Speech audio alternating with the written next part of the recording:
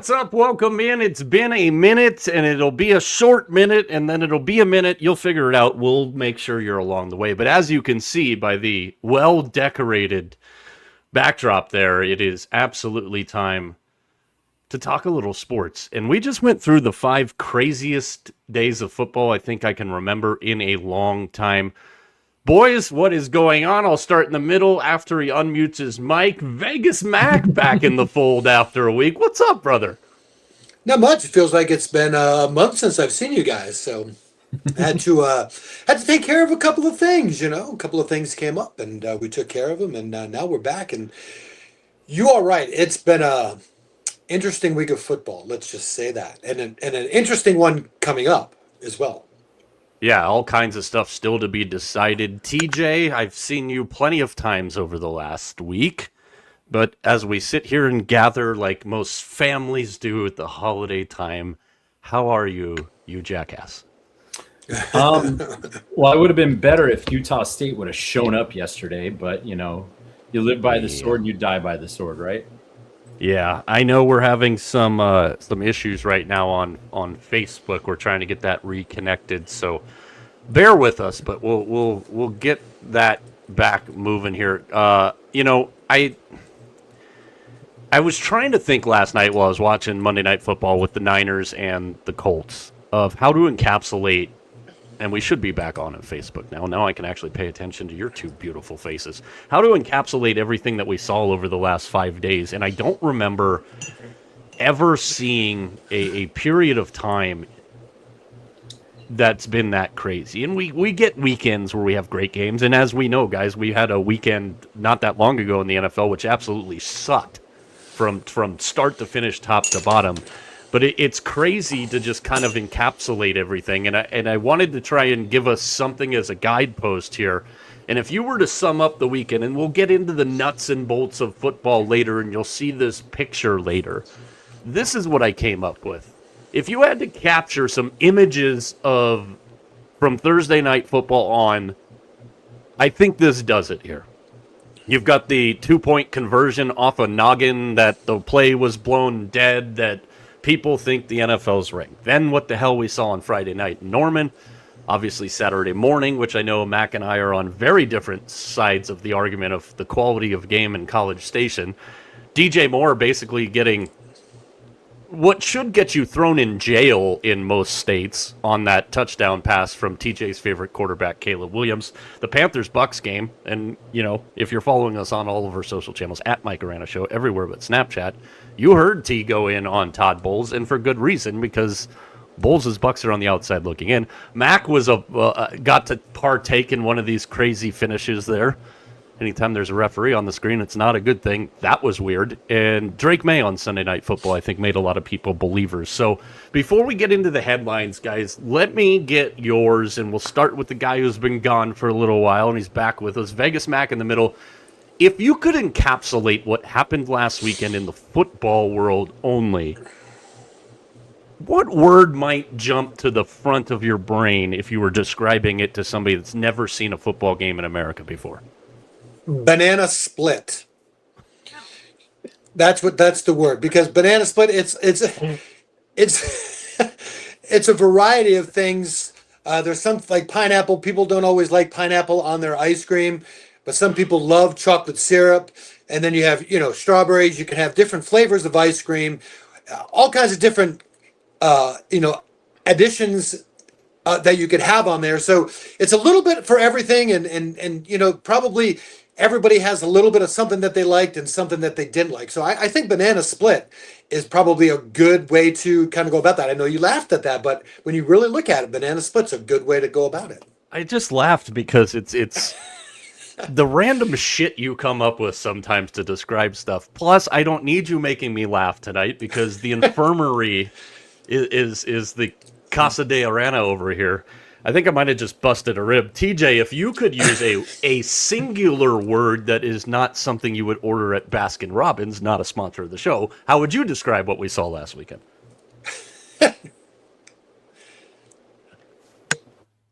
Oh, T's pulling a map now too. Very good. I don't know Way to go. I don't know if there's this one word that I could come up with, but it was definitely whimsical. Because Ooh. I think Whimsical. I think some of the calls on the field were whimsical. I think some of the results were whimsical.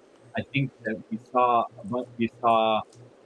you know, my favorite line from the best Christmas movie ever, Die Hard, is "It's Christmas, Theo. It's the time for miracles." And we saw a lot of that from teams that needed it when they needed it most, especially on Saturday. Oh yeah, absolutely. I mean, I think whimsical, banana split, two things I never thought you'd see together, but welcome to the Mike Arana Show if you're watching for the first time. We appreciate you. Feel free to comment along if you're watching along. We'll get back into football hot and heavy as this is our only show of the week. So not only do we have to kind of recap what we saw and give you our thoughts, the playoff party in the NFL has 10 RSVPs, 4 still outstanding. We'll see who gets those spots, but we got plenty of stuff to talk about outside of the sports world, and we're going to try and get it all in one nifty little whimsical program that you can watch and finish it with a banana split later. All right. And again, feel free to comment along if you're watching along. T, you started this firestorm, and I am good with this firestorm all night long. Ho, ho, ho. Now I have a machine gun. Die Hard is a Christmas movie. Don't add us. And again, feel free to comment along if you're watching along here. Hey, we've got tanking measures being talked about in the NBA, guys. It's about time somebody did something with this. And as Mac talked about today, and this is why I'll start with Mac, there's a handful of teams in the NBA that need to figure out just what the hell they are actually trying to accomplish, because we're not really sure. Well, per Shams Charania today, the NBA's began to gather input from its owners and GMs on new ways to combat tanking in the aftermath of the gambling scandal that rocked the league at the start of the season. At the Board of Governors meeting on Friday, the league presented several ideas around modifications to the rules regarding draft pick protections. Some of these are about as stupid as the College Football Playoff Committee, and they're just general brain power, Mac. Limiting pick protections to either top 14 and higher, which would eliminate the problematic mid-lottery protections. No longer allowing a team to draft in the top 4 2 years in a row. Can't say I don't hate that one. And locking lottery positions after March 1st. Do any of those 3 potential ways to combat tanking in the NBA really have any staying power to you, Mac? Because you talked about this morning, so I'm going to give you the point position on the breakaway here. Listen, if you don't want teams to tank, here's the easy solution. When the season gets over, you put all the names of the teams in a hat and you pick one out, and that team gets the first pick. That's all there is to it. Whether it's the Detroit Pistons or the Washington Wizards, doesn't matter. Then you don't have to worry about it. Don't worry about record. It's the draft won't be allocated due to where you finish in the standings or any other position. Just, you know what, put all the teams in there and pick them out of a hat, and then you don't have to worry about it. Then, you know what, if a team remember there was that year where the Celtics and the Lakers when they played in the NBA championship, and then they ended up having the first and second pick in the draft. I mean, listen, those things happen, but here's the thing. You don't want teams to not play. Make it so they can't play, and make it so that everything is meaningful to them. And this way, if you have it, then, boom, there you go. Yeah. You got Roz out here trying to trigger people early. T, what do you think of the NBA finally waking up and going, maybe we should do something about this? Maybe you should do something about it. Like change the whole, like Max said, like change the whole way you're doing things. I'm all for not letting a team draft number 1 or number 2 multiple years in a certain number of years. I think the NHL does that. It's the Oilers rule. But look, I don't have a solution for this, but I heard a solution when teams were taking the NHL. I think it was actually Shane Doan's idea, but I could be wrong there. And that is, when you're eliminated from the playoffs, you find out who has the most points or the most wins or the best record after the team is eliminated from the playoffs, and that team gets the first pick. I like that a lot. Yeah, you mean you basically you battle to, if you win the first pick. Yeah, exactly. I'm all for that. I mean, as long as it's competitive and it's something like that, I think actually, T, I think it's a great. I retract mine, and I'm on T's train on that one. I think that's a great idea. I mean, I'm Oh. not you know me. I'm not the NBA is kind of like number 5 on my 4 majors here, but I'm looking at the standings, and other than the Pacers, who we know what happened last year with and this is probably a direct result of that. The usual suspects are in the bottom 8. Again, Exactly. it's the same teams. It's the Wizards, it's the Kings, it's the Clippers, it's the Jazz, it's the Pelicans. It's the same. It's this. You're trying to tell me that after multiple years of finishing somewhere between last and fifth last, your team cannot improve? That's a management issue. That's just horrible management. Or here, the other thing that we could do if we wanted to kind of go there, if they're going to add 2 new teams, let's go ahead and say, let's go soccer style, right? If you're the worst 2 teams in the NBA this next year, you get relegated to the G League. You get to play in the G League next year, and we'll go there, and then we'll kind of go at it that way. I mean, at least there's a penalty for being crappy year after year. And, Urban Rod's checking in there. Yeah, we get it. And it really kind of stems, if we look at this just in the short scope, normally our thing on this show is pull the camera lens back a little bit. Let's focus in a little bit on where a lot of this came from. Dallas Mavericks a couple years ago when they were fined $750,000 for conduct detrimental to the team.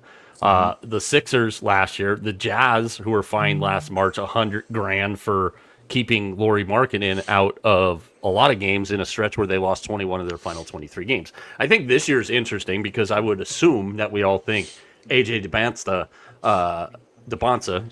from BYU is going to enter the draft, and he would likely be the number 1 pick, which I think would be fascinating if a guy like that ends up in Indiana with the Pacers, with a healthy Tyrese Halliburton and stuff like that. Definitely something to keep an eye on. And, it is true. And I mean, that's the biggest thing when I pull up the standings right here. And I will say this, and Mac, I think your video this morning or this afternoon, which went on a couple hours ago on our social channels at Mike Arana Show, highlighted a few of the good points here. This Charlotte Hornets team, they're 9-20. They're playing every night. Con Knippel has been every bit what people thought he could be. Yeah, I get that they're 9-20, but when you watch the Hornets play, and I was watching them a little bit earlier tonight just for my own fascination of watching shitty basketball, and it's a really good game with them and the Wizards right now. It's 84-83 late in the third quarter there. But, it is the same thing. Like we said, the usual suspects are in the usual spots here. Hey, check this one out. This will not sound horribly familiar to. Right now, your standings in the Eastern Conference, number 8 is Miami, number 9 is Atlanta, number 10 is Chicago. And when the world rounds itself out, Toronto will fall back down in that spot. And we don't have the play-in tournament anymore in the East. We have the Raptors, Heat, Hawks, Bulls Invitational to see who gets their asses kicked by the Pistons or the Knicks in the first round. So and it's that thing. We talk about it all the time with like the Cleveland Browns and the Pittsburgh Pirates, who, yeah, I get they've spent some money already this offseason, but I'm not going to put a feather in their cap for doing what they should. It's the same teams in all sports across the board that just don't give a shit about even trying.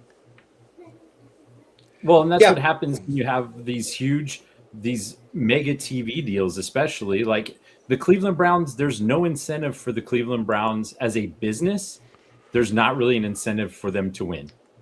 They make profit no matter what. There's no incentive. There's going to be there's no incentive for Artie to do anything down the street from me because the TV deal and he makes money. And people still go to the games and they sell out every time they play the Dodgers and the Yankees and the Red Sox and they're all good. There's no incentive. The incentive structure needs to change. Yeah, absolutely. And Mac, I'll give you the final word on this one because, I mean, like I said, I think the way you laid it out in your NBA report this afternoon was perfect. We're seeing some great things out of a great crop of rookies, including a few that people were like, why the hell did they pick this guy? Derek Queen to be example number 1 there. Go ahead and finish this up here, Mac, before we move on. I was going to say that, NBA kind of gets a bad rap sometimes, and what we've talked about because of the kind of even some of these poor teams. But I made mention of a guy on a team that's really really poor, and that's the Washington Wizards. And no one likes to go watch a team that's 5-22. But sometimes there's a good nugget in that 5-22. So go check out the Washington Wiggers, yeah, Wizards for at least maybe that one player. That's about all I can say. It's sometimes it's just those one players. I mean, you feel bad for a guy that's having a really really good season, and it's just kind of being wasted away in Washington, like so many Yeah. others have. Speaking of wasting away, USC and Notre Dame, because Lincoln Riley and USC's administration are afraid of playing Notre Dame. Now, some people will say the reason they don't want to continue playing Notre Dame is because Notre Dame doesn't actually help their schedule. I would venture to say that it's more because Lincoln Riley is afraid to continue playing Notre Dame. That's just my thought. So BYU comes in as the Provo Knight in shining armor in this one, and they'll play a home and home now with Notre Dame. I mean, that would have been a fantastic matchup that we could have seen this year in the Pop-Tarts Bowl. Mm-hmm. Now, you've seen the helmets by now, I'm sure, for the Pop-Tarts Bowl with Georgia Tech and BYU, and they have sprinkles down the helmet stripe of the helmet. I think BYU should wear those when they play Notre Dame next year, just for trolling purposes. T, you and I have talked a lot about Lincoln Riley specifically. What are your thoughts on USC and Notre Dame as we continue to just screw up the great things in college football? I think this is just added to the list, man. This is a game that's been played for how many years? More than I can even probably count.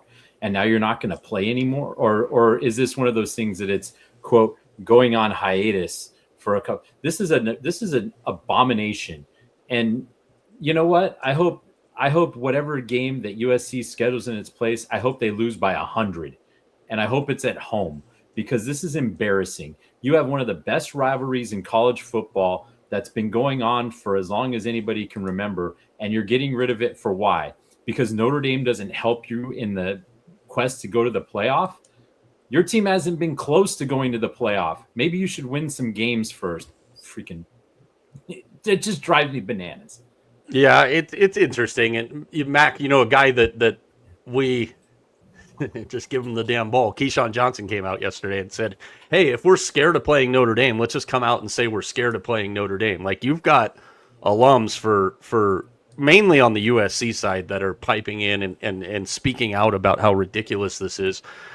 You got Roz brings up a good point here. When the ACC gets eaten by the SEC and the Big Ten, Notre Dame will probably end up playing USC anyways. He also makes another, I think, interesting point to the contrary side of this argument here.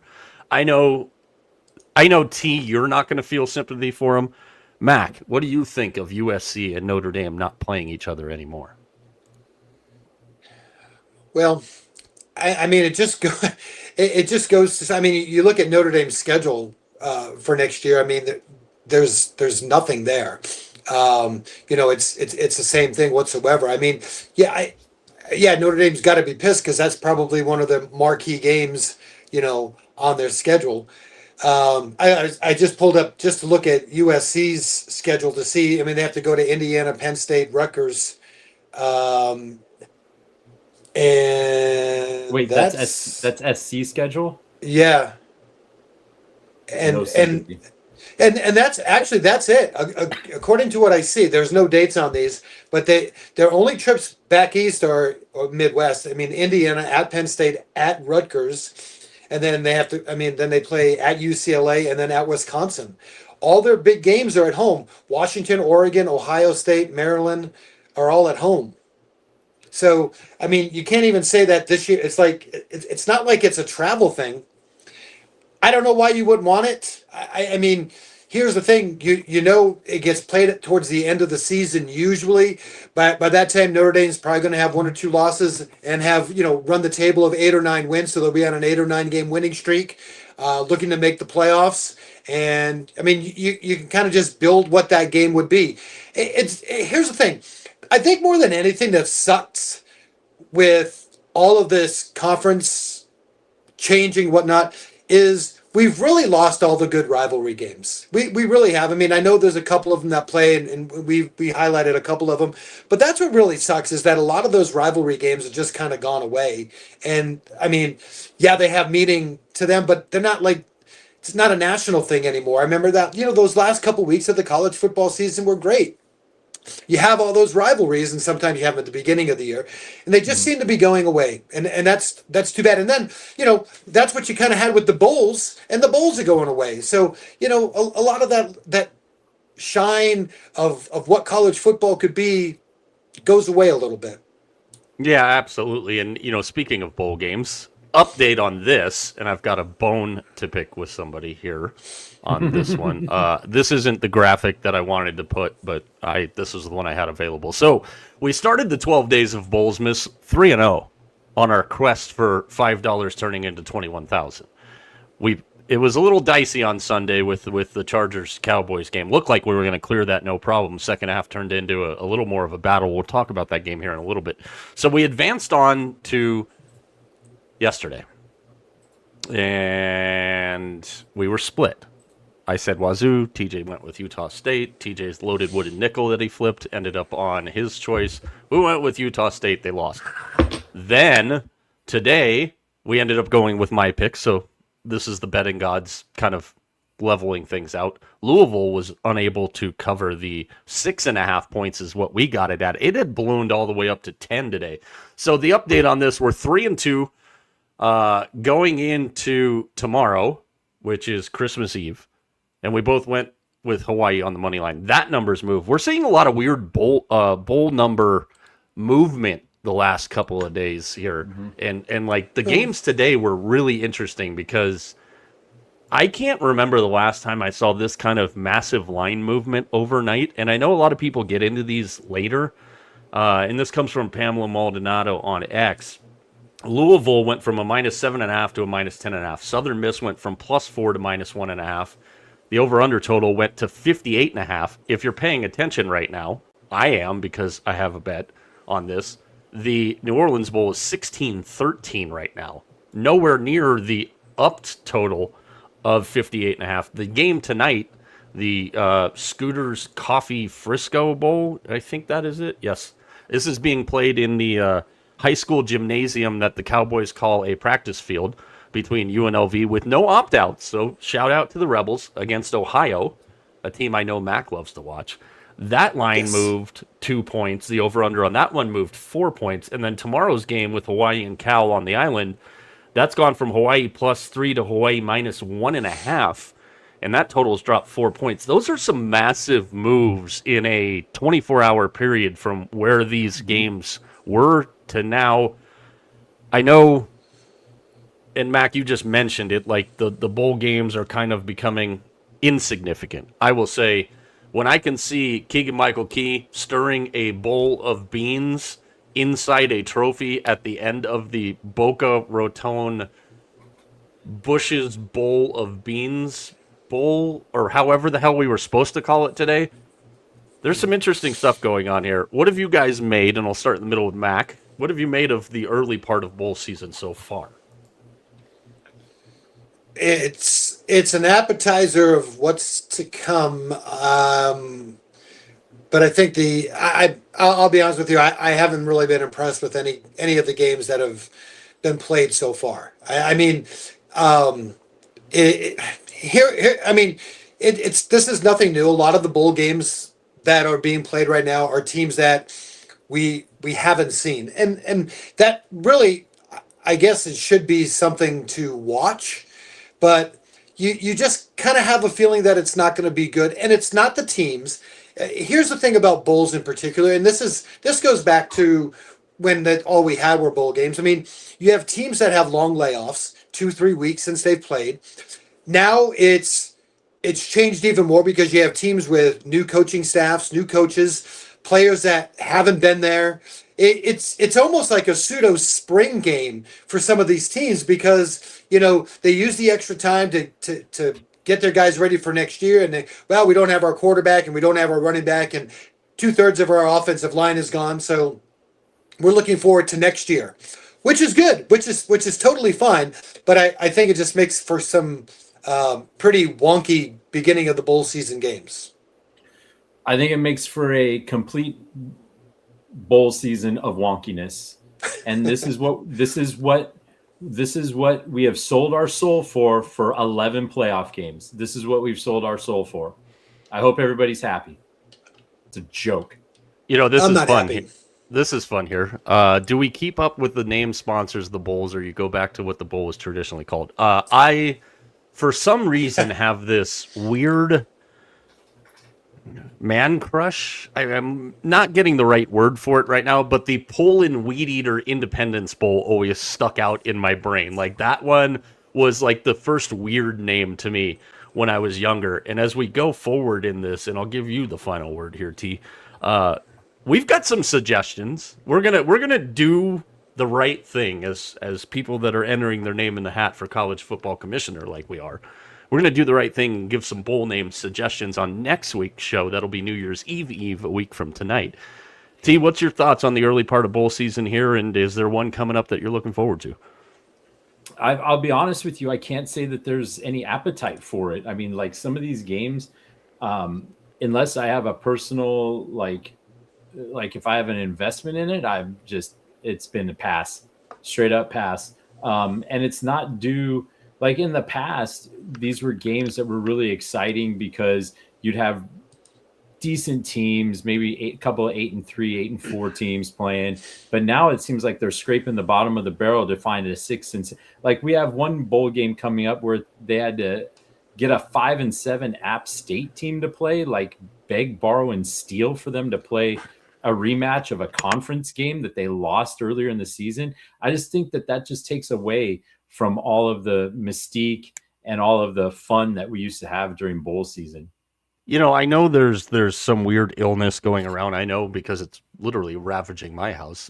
Mama just got back from Wisco. She's sick as all get out right now. Mm-hmm. But for you to say that you don't have an appetite for bowl season, when we had the famous Idaho Potato Bowl yesterday, we had the Bush's Boca Raton Bowl of Beans today, the Scooters Frisco Coffee Bowl tonight, and then as we get into Friday's games, that also gives us, nothing food-related. But if you don't have an appetite with all these food-related bowls going on, you might want to go see a medical professional, T. That's all I'm saying. I'm here to help. I think it was that I got something in that automatic beer dispenser thing that I had the good pleasure of enjoying multiple times on Saturday night.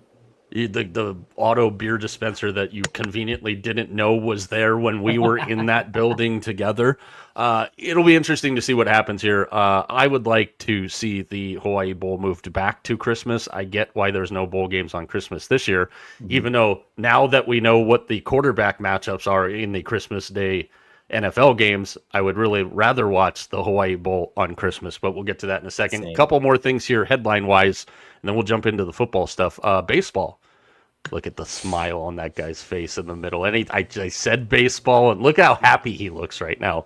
The Sacramento Nomads, also known as the Oakland A's, soon to be known as the Las Vegas Prostitutes, or whatever they might change their name to when they move to Las Vegas. They might have the most exciting lineup in all of baseball that nobody gives a shit about right now. They acquired Jeff McNeil, Mac, from the Mets, who are continuing to strip that thing down kind of to the studs, at least in certain spots. McNeil questions clubhouse stuff. Again, we don't know the truth to it. We've heard a lot about the divisive Mets clubhouse last year.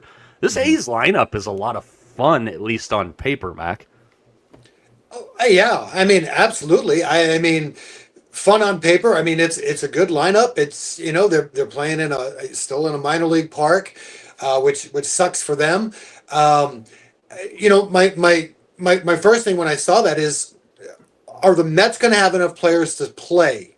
That's because they seem like they've gotten rid of everybody. So I'm a little concerned about the Mets from that standpoint. But I mean, it's kind of funny, but the A's are doing things that they should be doing to open up a new stadium in the next couple of years if that actually happens. I mean, they're building towards that. They have no pitching. That's besides the point. But I mean, this is what's going to bring people to watch them play, besides it being a new stadium, is that they're going to have an exciting offensive team. So, let's give a little bit of credit to the A's for.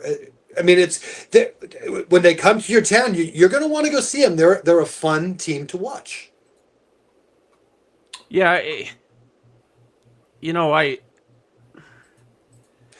we've talked about this a couple of times, and in great depth, T. It's hard with the A's situation because you've got one of our all-time favorite guys in Brent Rooker, Shea Bangaliers, the Law Dog. I mean, we can go up and down the personalities, just the personalities on this A's team. But then I find myself going, I'm kind of caught here in this middle position, almost like I'm in a game of pickle.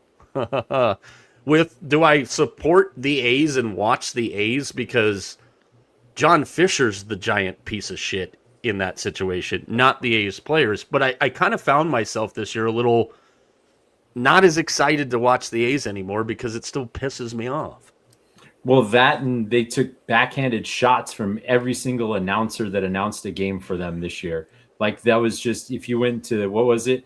That awful announcing on Twitter was just religious about all the highlights of announcers just roasting the situation there. But you're right, man. It's like, I love Brent Rooker. I love Bangaliers. Nick Kurtz is going to be a freaking superstar, and he's wasting away in West Sacramento. Yeah, and it'll be interesting to see what happens with a lot of these guys. The other interesting quirk to this deal, the Mets get minor league right-hander Yordan Rodriguez in the trade. They're also sending $5.75 million to the A's to help cover McNeil's $15 million salary for next year. They also agreed, New York did, to pay McNeil's $2 million buyout if the A's don't exercise his club option for 2027. So again, let's... Of course they did. Of course they did. Hey, you got a compliment for the pause there. There's several reasons why the pause is necessary with that one. We're not going to get into those. It's one of those things that it kind of feels like if you get traded to the A's or whatnot, it feels like you're serving in hockey, a 5-minute major. It's almost like you're being sent to the minors. It kind of feels that way. It's kind of like, you were bad. A 5-month major. You just coined a new term. There you go. But I mean, it kind of does. I mean, it's like, you're going to the A's. I mean, nobody cares about the A's. Nobody watches the A's. You get to play, half your games in a minor league stadium that, I don't know how much they changed it from last year, if they made any changes to it whatsoever. I mean, no offense. You're going and playing for the Mets, and now you got to go play for the A's. I mean, it's got to feel like a demotion. Mm-hmm. Yeah, I think that's a fair point. It really is. We've got a plethora of moves that are going down, and everybody assumes that baseball kind of slows down around Christmas, which is quite the contrary. It's actually when it picks up the most as far as the offseason moves. And in the last handful of days, let's call it a week, we've seen Rob Refsnyder. That was today. He signed with the Mariners. Polanco is gone. Contreras goes to Boston. Brandon Lau acquired by the Pirates, who have actually moved up. We were talking about this kind of off the top here a little bit. And of course, it's lost in my jumbled mess of shit here. But the Pirates are now 25th. And this is per the guys over at Sport Track. There it is. With the recent acquisition of Brandon Lau from Tampa Bay and today's 2-year, $29 million contract, also for the Pirates, to Ryan O'Hearn, they project to carry the 25th largest tax payroll in Major League Baseball. The last time the Pirates were ranked 25th or higher in the CBT was 2017. So I asked, guys, with all the guys that have been on the move, and then we'll talk about one of the best all-time sound bites ever that we got today from one of the guys that signed a new deal. Any of those moves that jump off the page to you, Mac, than TJ? Well, I mean, I love the Contreras move the Red Sox made. When you get a quality first baseman, and everybody's like, we wanted Alonso. Yeah, that's the case. But if you go side by side, Contreras and Alonso, their numbers are not all that far apart. And not only that, Contreras is a much better fielder than Alonso is. So, the Boston Cardinals have done a lot with trades so far this year, and I'm okay with that. Um, as I said at the beginning, um, we have to wait and see what the entire process is going to be like. The Boston Cardinals have yet to spend $1 in free agency. Again, I love that. I love Ref Snyder also going to Seattle. Seattle is going to love him. I mean, Ref Snyder is just tears up left-hand hitters pitching. I mean, I should say, he's a good outfielder as well. I think that's a really good move for Seattle to give them a little bit of depth there. See any of those moves that jump out off the page to you? I thought the Contreras deal was a good move for Boston. Other than that, nah, a bunch of meh to me. Yeah, and I think that's kind of the general consensus of it. Obviously, the big names are still out there, and who knows what the next, by the time we even come back on here next Tuesday. Apologies for whatever the hell is going on with my camera that makes it look like I'm moving in some kind of glitchy LSD trip right now. Maybe it's the Christmas stuff on the screen. We'll try and figure that out. Maybe it works, maybe it doesn't. The White Sox came to an agreement with 25-year-old, and I'm going to butcher the hell out of this, but I don't really care because he gave us the soundbite of all soundbites today. Munetaka Murakami, 2-year, $34 million deal to the White Sox. They actually had a player press conference for this today, and why is that a big deal? Oh, they signed a player. Like, normally there's press conferences. Well, not in Chicago for the White Sox. The last time that the White Sox had a player signing press conference of this liking was in January of 2023 when they inked Andrew Benintendi to a 5-year, $75 million deal. A lot of people thought he was going to go for a lot more than he did. He did an interview with a local Chicago station today. If you haven't seen it, we've retweeted it on our X page because he gives the quote of all quotes. And of course, a show for the people, about the people, and by the people. This is what he said. I have power. He has power. I have power. There we go. I have power. That's what he said in his press conference today. Interesting stuff here to see. And it's kind of almost like we talk about the bottom feeders and doing nothing. And it's almost like there's some secret right now. Like, hey, we're going to make sure that most of the moves that are announced right now come from the Cardinals getting rid of players, the White Sox signing players, the Pirates signing players. Let's let them get some momentum so people think that they're actually trying, and then we can do the Bellinger and all that other stuff. I agree with you, T. I'm kind of meh on everything that I've seen so far. Obviously, the big names are coming, and we'll see how that goes. Final headline before we get into college football, and my boy Dan Lanning made some interesting comments. We saw the first round done. Now we got the quarterfinals.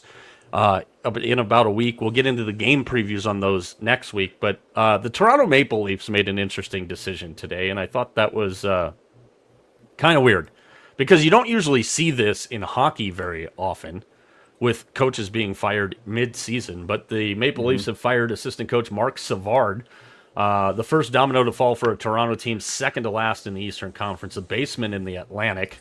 Something that Mac's going to be talking about a little bit later this week, the Atlantic Division in the whole. Savard was in charge of Toronto's power play, which if you've watched Toronto's power play this year, you've been waiting to see Toronto's power play just like all of us have. I thought this one was kind of interesting. I'll start here with you, T. Help me make some sense of this, because what the hell's going on in Toronto? I have no idea. I mean, this team is they're 32nd in power play, so of course it's the coach whose problem it is. It's not anybody who's on the freaking ice. They have been without Chris Tanev, which is an important piece. They're going to get him back. I think he came back today. And of course, they got the fired coach bump when they beat the Penguins today. But look, the bottom line is this: they're not ready. They weren't ready to replace Mitch Marner. And they're trying to find their way, and they're failing at it miserably. And they have nothing to show for it but a record that's got them either last or second last in the East. This is a team that's not very good right now, and they're not going to be good for a while. And it's not Mark Savard's fault. Mac? I know you love talking about the Maple Leafs. What do you think of this rando-ass move by a team that's trying to save face? Yeah, I mean, this is a team that, over the last couple of years, we know they had uh, plans or hopes to raise the cup, and then they have to actually go into the playoffs, and we know how that usually ends for them. But I mean, I mean, we don't look at it this way, but in Canada, that that's the Maple Leafs are the crown jewel. I mean, that's in Canadian hockey, it's the Canadians and the Maple Leafs. Those are the two teams, and for it's like in baseball. It's when the Yankees don't do well. I mean, people just kind of go, what's going on? How do we fix it? And the whole, because I mean, the whole country just rallies around the Maple Leafs is what they do, and so it's just interesting to see how poorly. I mean, you had to know that Marner wasn't coming back. I mean, how much of a surprise was that? I mean, yeah, you knew that at some point last year that he wasn't going to be with your team. That's just poor planning. I mean, it's just from top. It's an organization that, again, like he said, doesn't quite understand or know what direction they're going in. Well, and here's the best part too. They have 3 draft picks this year. 3. Their first pick is in the 3rd round. What are you going to do with that? They have no first round pick next year. They don't have a first round pick until 2028. So the people in Toronto are going to be like, oh, well, all you need to do is go get this guy. For what are you going to trade him? Austin Matthews? Probably not. It's like this team, the management on this team is not good right now. And at this point, I mean, like, let the freaking thing burn. Just let it burn. I'm kind of enjoying watching everybody just flip the hell out over this, but let it burn. All right, feel free to comment along if you're watching along. Plenty of stuff in the comment section tonight. I will go back to one here because he just wants to be a troll tonight, and I'm fine with that. The answer to your question that you text me before the show is, when is shit talking not permitted on the Mike Arana show? So there's your answer. Let's get into college football, guys. We had an interesting weekend, and it started out, and I think my biggest takeaway from the 4 games is we saw 4 entirely different games in this first round set here. And I know Mac and I are going to go back and forth on the Texas A&M Miami game, but let's start on Friday night. Alabama, Oklahoma. The internet trolls on Twitter specifically during that game were freaking hilarious because crickets after the game ended. And we saw the big play right before half, the pick 6, and it really just flipped the game.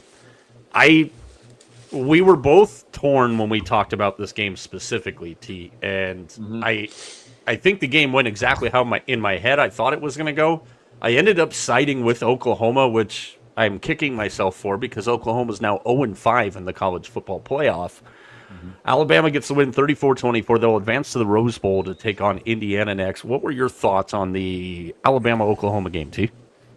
I thought it was nice for Alabama to spot Oklahoma 17 points and then finally start playing. I was kind of looking at this going, man, I'm going to get my wish. This game's going to suck. And it kind of did, because after Oklahoma comes out 17-0, Alabama finally gets their wits about them. They figured out Oklahoma's defense, and then they just started making Mateer run for his life. And once they started making him run, that game was over. In fact, once Alabama got the lead, I didn't even feel like I needed to watch anymore. I did, but I didn't feel like I needed to because I knew the game was over. Yeah, and shout out to Deontay Lawson, my key to the game, when we were talking to Herb from the Herb and Raj podcast last night. He was a freaking monster in that game. Are you okay in the middle there? Stop watching the Hurricanes. It's bad for your health. What did you think of Bama and Oklahoma, Mac? Oklahoma was a really, really good defensive team this year. Their inconsistency on offense finally caught up to them, and that's basically how I look at this. They just did not produce from an offensive standpoint for a good part of the year. I mean, they just never really were a consistent offensive team. They They won games because of their defense, and they had a good enough offense. And when you get into playoff type games, yes, your defense can hold you and get you into that game, but you need your offense to produce something. And this Oklahoma offense was not good enough. That's how I looked at this. Yeah, and we talked about it. It was Mateer when you looked at the advanced stats, and again, we've all kind of stated our case on advanced stats per sport and which ones we think are pertinent and which ones aren't. When you look at the advanced stats on John Mateer, and every time he had to scramble out of the pocket and it wasn't kind of a designed run, or he had to scramble and he had an open lane, that's when he was the least effective as a passer, and that's exactly what Alabama, and another shout out to Alabama for their defensive coordinator, Kane Womack, had a genius game plan for that one. The Tide move on, they answer some questions, they shut a couple people up. Now we'll see what they can do against Indiana, and we'll see if Indiana's ready for this moment. Also, because like we remember from last year, we had all of the teams that got byes, none of them advanced into the next round. The only one that was actually competitive, Michigan man, was Kenny Dillingham's Arizona State Sun Devils, who took Texas to double overtime. So I'm interested to see how some of this goes. We'll get into game previews next week. We're going to tell you in a few minutes which ones we're all excited about. But let's go to Saturday morning, where it continued to be good, unless you're Vegas Mac, who is going to disagree with me on this one. Miami and Texas A&M, a game that we only had 3 points through 3 quarters in, and then we saw a wild fourth quarter, an incredible finish. I thought this was actually a really good game because at Texas A&M and at Kyle Field, we know that stadium, more than anything, is famous for these gigantic out-of-nowhere momentum swings. And I think why I thought that was such a good game was because of the fact that at any point I was waiting for that, holy shit, he didn't just fumble the ball right there kind of thing, because that's what we're used to seeing at Kyle Field. I think Miami went in with a chip on their shoulder because they heard all the talk and they wanted to get a win, and they did on the back of Mark Fletcher Jr. I thought Miami and Texas A&M, Mac, was a really good game. You did not. So, I mean, I don't know why you think it was, a good football game. It was not a good football game. It was two teams that, so here you're going to tell me it was a good game because they were good defensive teams. I'm going to tell you it was two teams that, from an offensive standpoint, didn't know which way was left or right. There was nothing in this game. There was nothing good about the first half of the game. The fact that it was 0-0. It was boring. It was a boring football game. This is a playoff game. You win and you go on, and you mean to tell me that was fun to watch? I had more fun to watch. I had more fun doing laundry than watching that game. God. It was not fun. I'm not sitting. I don't like watching a football game and going, oh man, I can't wait for a turnover. No, it's a playoff game. I want points to be put up on the board. Okay, that's what I want. I want to see offense. There was no offense. Texas A&M. That had to be one of the worst offensive performances I've seen for a team that was undefeated through more than 3 quarters down to the last game. That's what I got from you. That was awful. Against a third place team in the ACC. That was darn awful. And then even Florida. I mean Miami. Sorry, Florida. Whatever. It's all the same. They don't score either, so it doesn't matter. Go wash your mouth out right now. Yeah. Don't ever put those two in the same conversation. I did not think it was a very good game. They couldn't kick the freaking ball. I don't care that it was windy. The kid before the game with Pat McAfee, his kicks were better than the freaking guys on scholarship. So that was not a good football game. It was a close. If your definition of a good football game is that it was close, then hell yeah, that was a great football game. But close does not make it a good football game. That was crap football. I'm done with you for a second. Hey, what'd you think of A&M in Miami?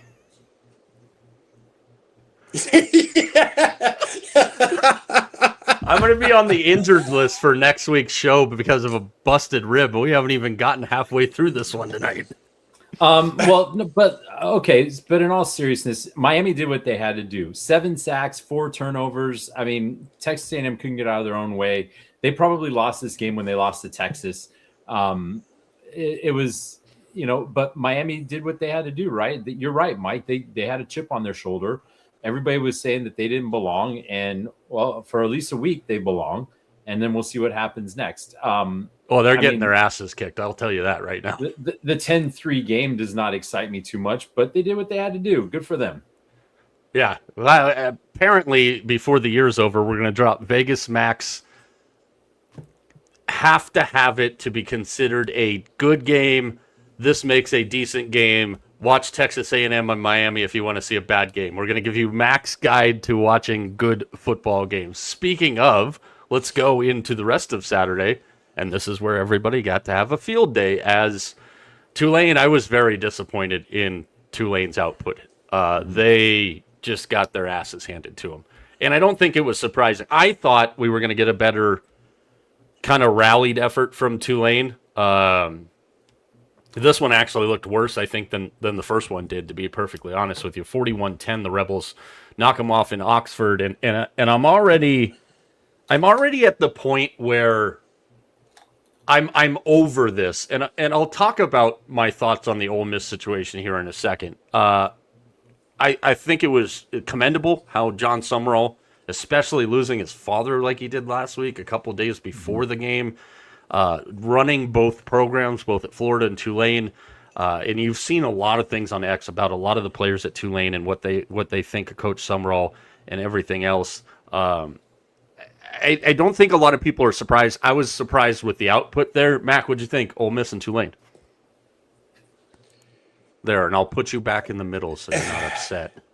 No, listen, they deserve to be there because they won their conference, and that's what allowed for them to be there. So I'm not gonna say anything bad about it because they did what they had to do. They won their conference. They won the games that they needed to play, and they deserve to be there. This is no different than in March Madness when there's a 1-16 game. If my team's the one, that's not a game I really care about. I'm not really too worried about it. Yeah, they may be close after the 10-minute mark, but they're just going to win. For the team that's the 16, that's great. You know what? You did what you had to do. You won your conference tournament. You got in, and enjoy it. And I think for all intents and purposes, Tulane and James Madison, they enjoyed being there. Congratulations. That's you did what you had to do. All the props to them. I'm not taking any props away from I didn't learn anything from that game for either one of those games. I didn't learn anything. Do I think Ole Miss is better, or I think Oregon is? No, I didn't learn about anything. It's congratulations. We did what we had to do. Let's move on. Obviously, I'm having fun clicking buttons. T, what do you think of Ole Miss and Tulane? Terrible. It was terrible.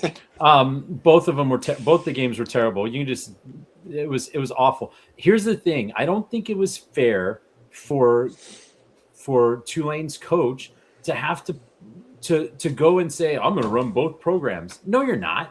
You're not doing that. When you're running 2 programs, you're running 0. You need to be able to give absolute focus to the task at hand. And he wasn't able to do it. I commend him for trying, but we knew that was going to be a disaster. I had no faith in Tulane even making this into any sort of a game. So it was crap. It was absolute crap. And I disagree with you, Mac. I don't think Tulane was one of the 12 best teams. I don't think they deserved to be there. Listen, I didn't say they were one of the 12 best teams. I said they deserved to be there because they did what they had to do. They won their conference, and that's one of the requirements in order to get in. You win your conference, and that was one of the conferences that could get selected. I don't think they're one of the best 12 teams. I just said, congratulations, you did what you had to do. You won your conference. Fair enough. All right, speaking of, it's the Christmas time. Theo, it's Christmas. Stop fighting. James Madison in Oregon, our nightcap game, 51-34, the Ducks take this one, up 34-6 at halftime, and a 99-yard touchdown drive at the end of the game gets the Dukes the cover.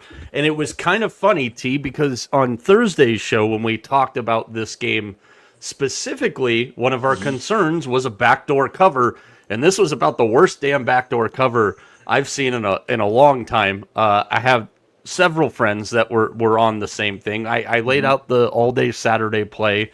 That was one of the games. I knew that was kind of the catch there. I got to hand it to the Dukes for showing up, showing out, competing for the entire game.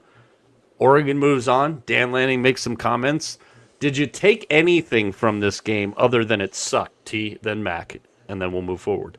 No, it was exactly what I expected. I expected Oregon to jump out to a big league and then put in the B and the C team for the second half. And that's pretty much what they did. So it was nice that James Madison covered a 24.5-point spread on a touchdown drive that was completely useless. But do you think that Texas Tech's coaching staff is watching that game going, we're going to really learn something about Oregon today? No, not a chance. Not a chance. They're going to look at the Penn State game. They're going to look at the Indiana game, and they're going to find the ways that they can beat Oregon. This game was a formality. It was a schedule game that was crap. It was crap. Here's all I'm going to say about the whole thing is that if this is going to be the format going forward, if I'm a coach, I want to be playing in one of the games this week, because I think I don't want to play in the conference tournament. I want to play in one of these games because now I have a week to kind of get my team back into the routine, because that's what sports is about. It's about routine. To get my team back into the routine, Oregon, Ole Miss, these teams, they got their everything kind of back to where they needed to be. And I think that's why, Mike, you mentioned, the teams that had now this next week off, the bye, why they didn't do so well. You haven't played in 3 or 4 weeks. It makes a huge difference. It really does, timing and everything else. I think it's an advantage to play this game this week because, one, you kind of, obviously the Alabama, Oklahoma game a little bit different, but the other ones is kind of, listen, I just think it's a good week to play, get your win, and move on to something more important. Yeah, we're going to go into our favorite second-round matchups here in just a second. Some comments made by Dan Lanning, which is a perfect lead-in for what Max said. NFL football coming up in about 5 minutes. Feel free to comment along if you're watching along. But as we move forward, Oregon's coach, my guy, Dan Lanning, 2 things he said. Number 1, talking about the format of the college football playoff. Number 2, and in typical me order, we're going to go to number 2 first.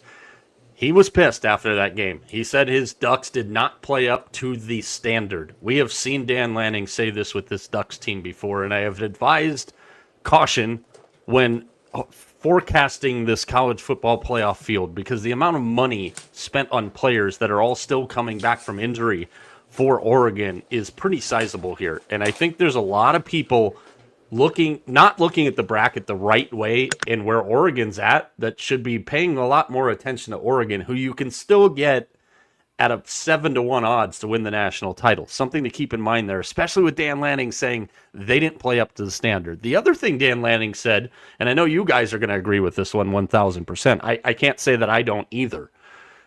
In my opinion, this game should be played at Texas Tech, Lanning said.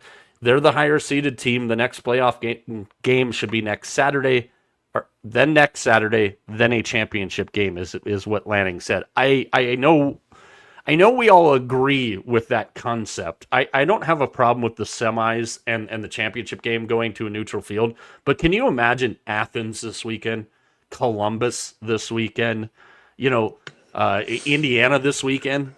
Not that that's been a football hotbed, but how hot this team is, that would be quite the scene to see when they play in this next round here.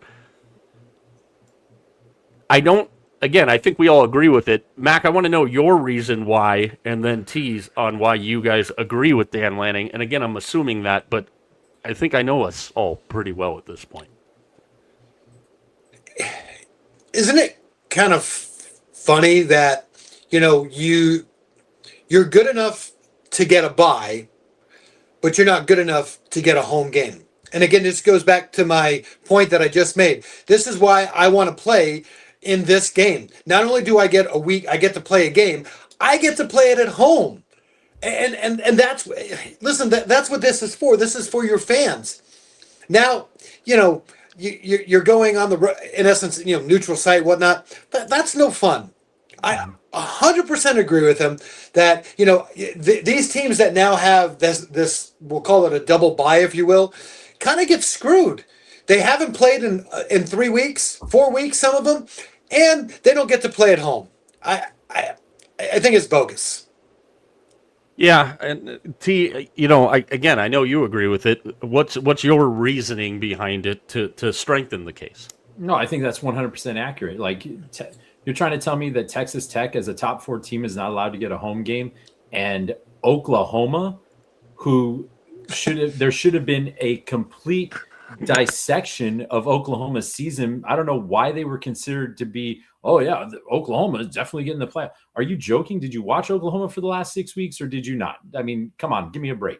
I don't know why they were a lock for a home game and a team like Texas Tech or a team like Georgia is not. I think that's a sham and a travesty and a mockery. And I feel bad for those teams because I don't know how much the economic impact of I think you threw around a figure for the Ole Miss game that was north of 100 million.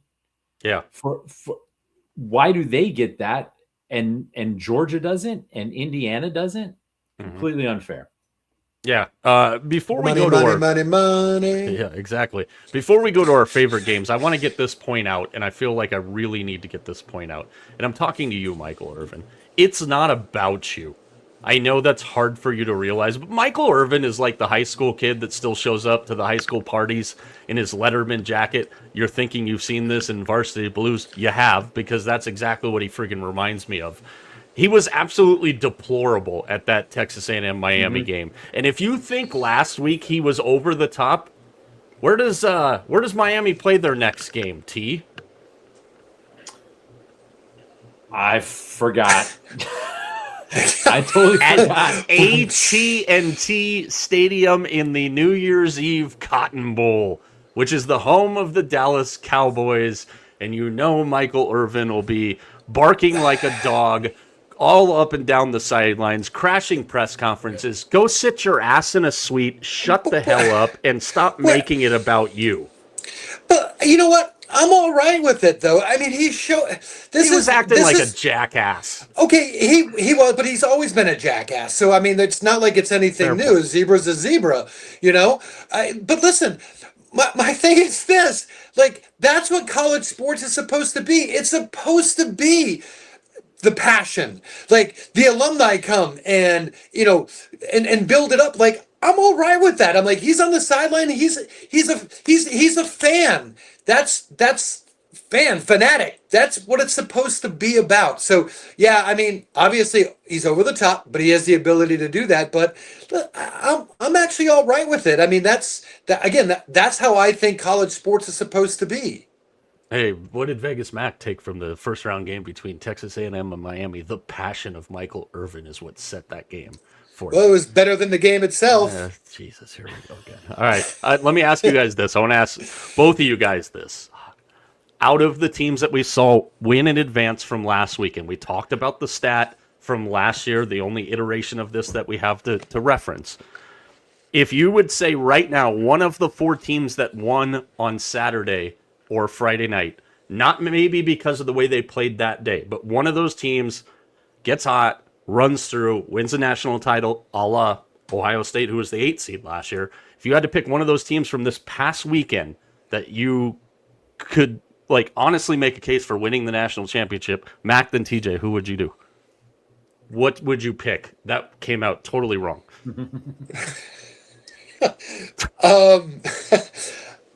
Or who would you do? Why not? Yeah. You know what? I'm going to say Ole Miss. I said it a couple weeks ago. Those kids feel completely disrespected because of the situation that was there. And I think like we saw Alabama at the beginning of the season kind of rally around their losses. This is a big loss for Ole Miss. I think they're going to rally around this loss. I'm kind of rooting for, but I really I think Ole Miss is gonna do well.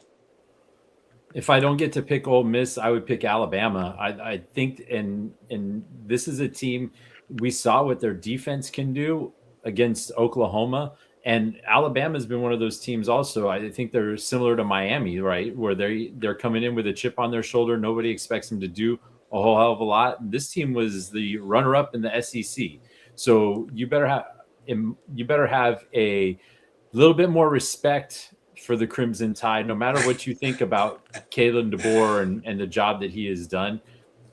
That Alabama team is going to be a tough out. Sorry, I was over collecting Orphan Annie donations for the poor millionaires that play for Ole Miss because their coach left them. I'm not going to tell you mine because I don't need to. You guys know what it is. It's Oregon. I think this whole plan and process for Oregon, from what they experienced last year to having the bye, getting their asses kicked by Ohio State, I think they've learned a lot from this. So that would be mine. Real quick, and then we'll move on to the NFL.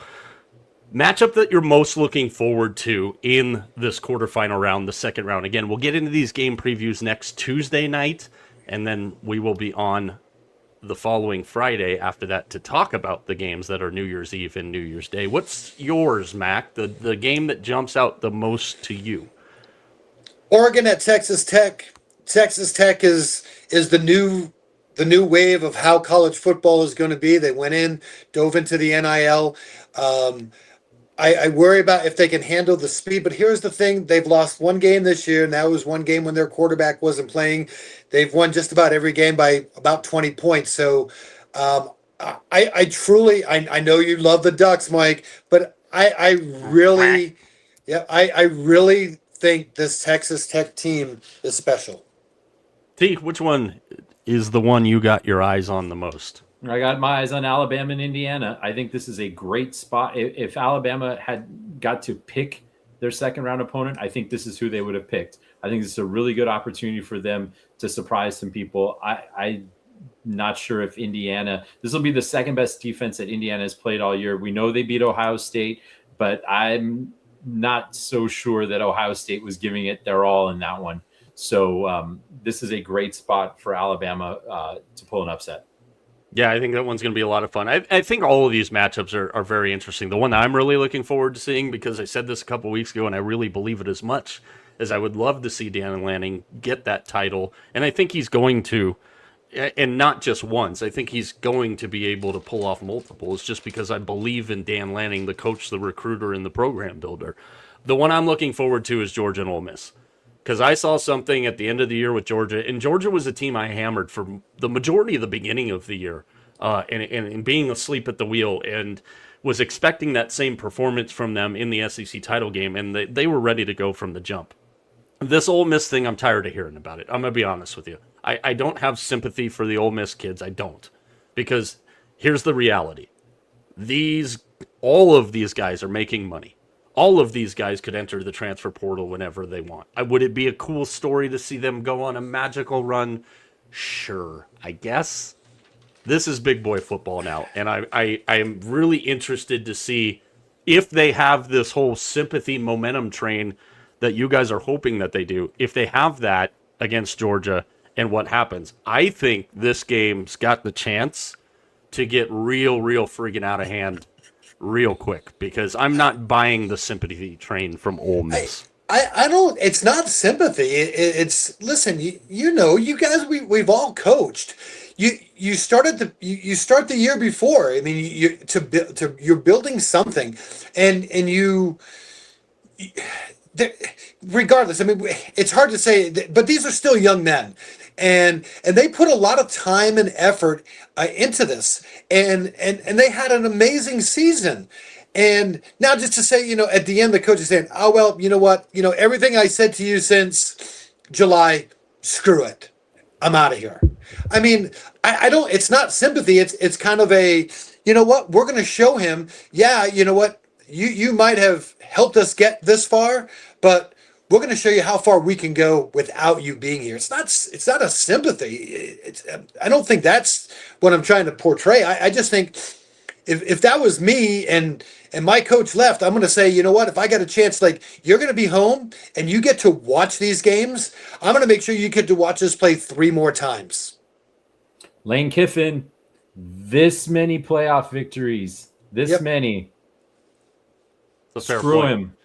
All right, let's get into the NFL here because we've got 10 of the 14 seats at the table already claimed in the National Football League, and it comes off of a wild weekend that started on Thursday night, a game that looked like it was going to be way out of hand, way quickly.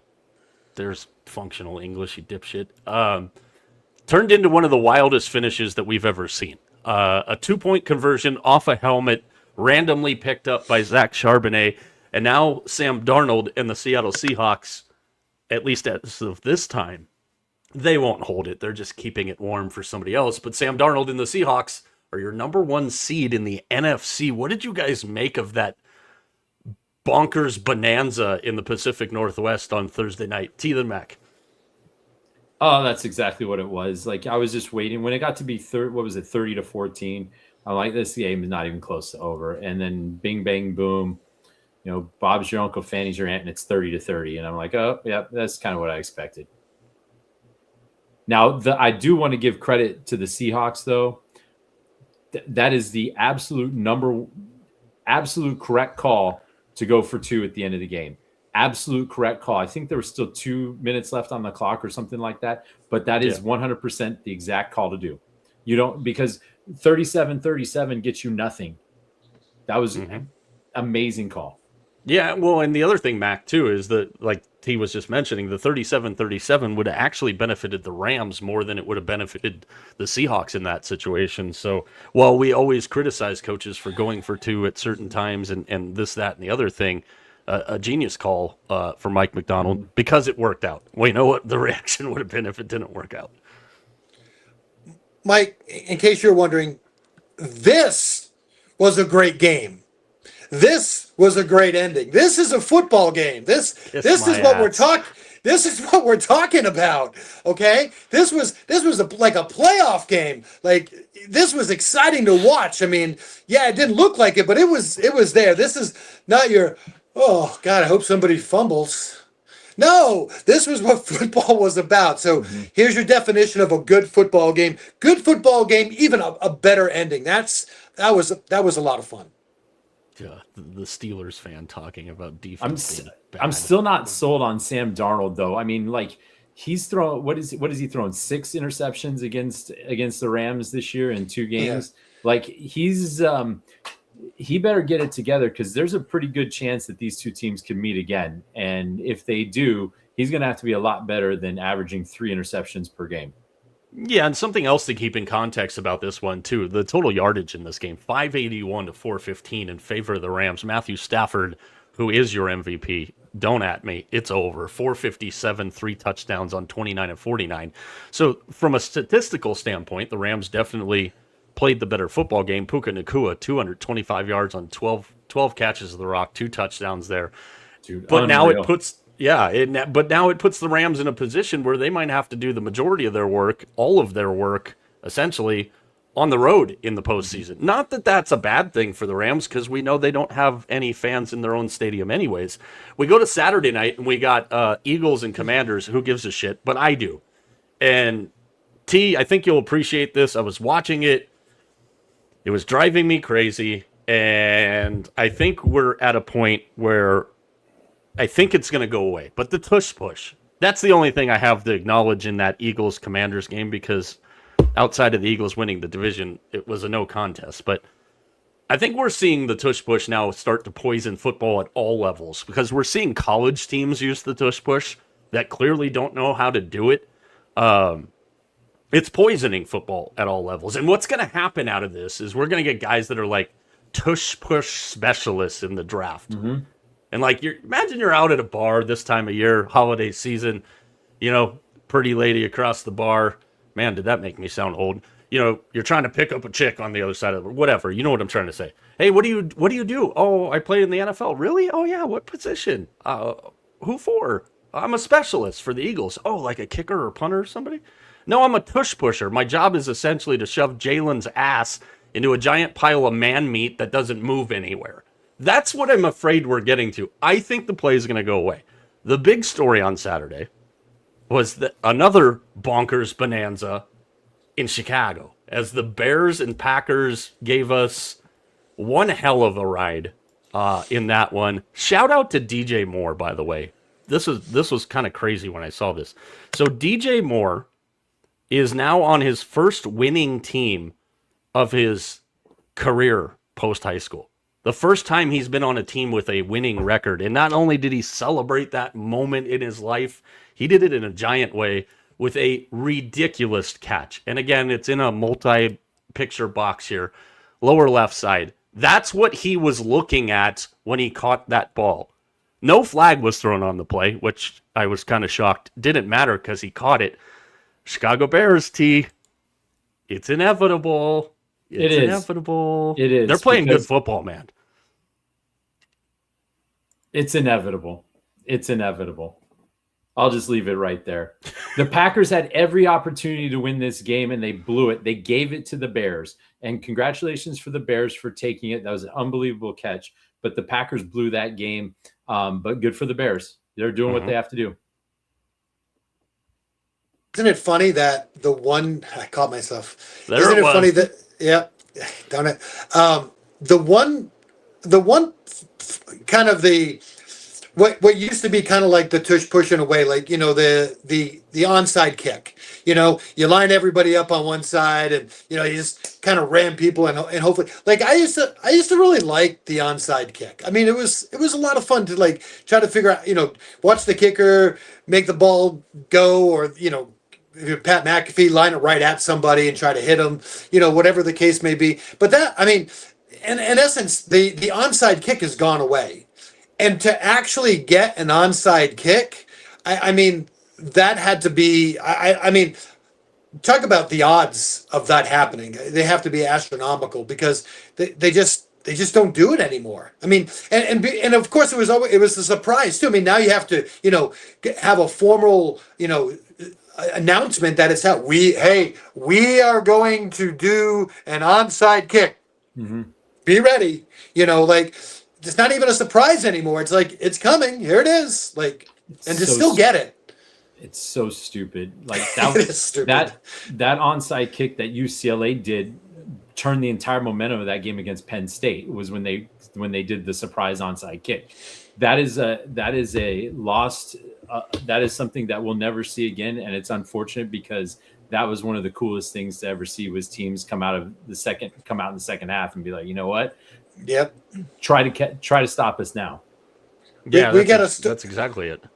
We got to get a T-shirt. Ban the tush push. Bring back onside kick. We'll have to come up with a better slogan than that, but Oh, I already got it. But play has no business in the NFL.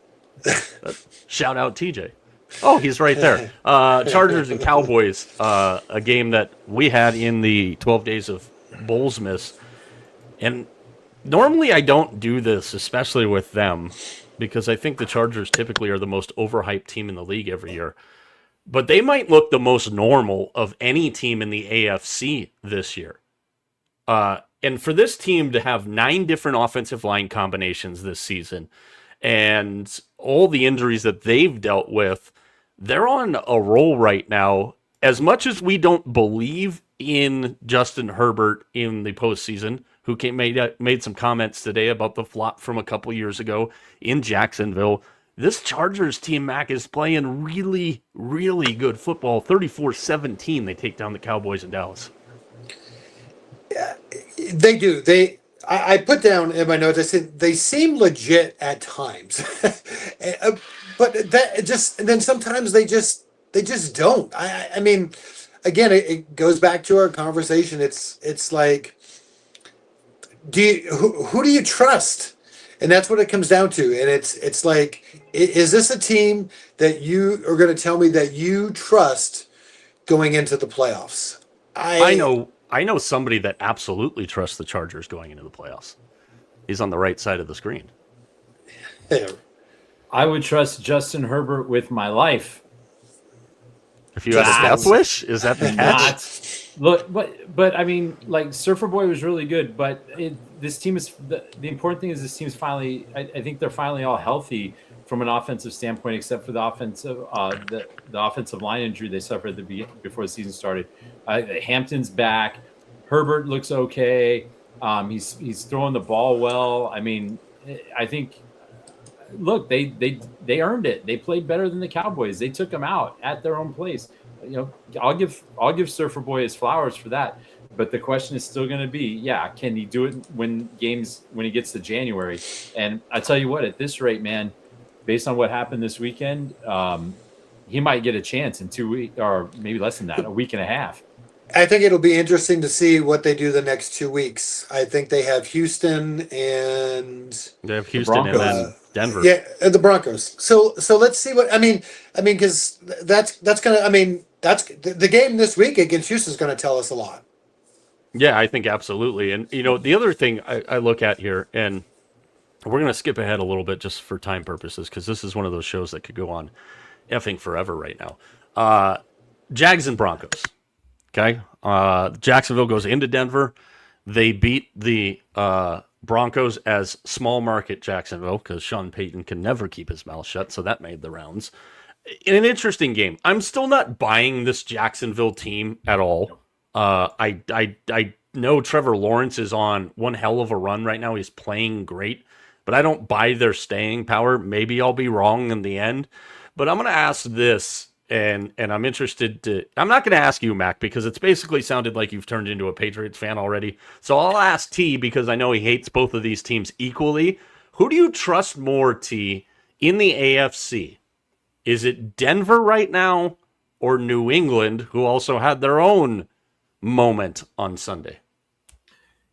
To be honest, it's Denver. I think their defense is a lot better than New England. And I'm sorry, man, but I just can't it's hard for me to get over what happened to New England in week 1. I know that was a long time ago, but it's hard for me to kind of put that away. I thought New England was great on Sunday night. They dispatched a Ravens team that had absolutely everything to play for and dispatched them fairly easily, and it was pretty like they had no answer for Drake May, and they were down to their